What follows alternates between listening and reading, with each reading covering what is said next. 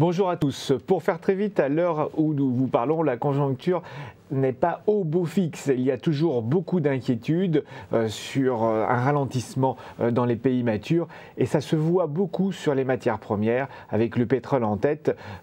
Certains parlent même de krach. Alors, bonjour Isor. Bonjour Philippe. Est-ce que vous avez trouvé quelque chose qui peut nous redonner un peu d'espoir? Alors peut-être en seconde partie d'émission, mais pas tout de suite, puisque la semaine dernière, je vous avais parlé d'un ralentissement de la croissance américaine au premier trimestre. Eh bien, selon les derniers chiffres, ça a l'air de se poursuivre, puisque l'activité dans les services, qui est quand même la partie la plus importante de l'économie américaine, eh bien, elle a ralenti en avril. Alors maintenant, on attend la valeur qui va nous rendre un petit peu plus gai. Plus gai, en tout cas, c'est plus divertissant. Puisque j'ai été interloquée par l'introduction en bourse de RenRen. Alors vous allez me dire, qu'est-ce que RenRen? Eh bien, c'est l'équivalent de Facebook, mais en plus petit et en Chine.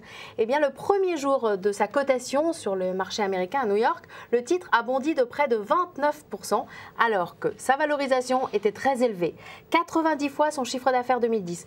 Que son développement est tout de même à un stade moins avancé que Facebook, et puis que ses comptes sont encore dans le rouge. Donc je vais terminer en disant ce qu'on voit partout dans les médias, eh bien c'est qu'il y a de quoi faire rêver les gens, et notamment Facebook.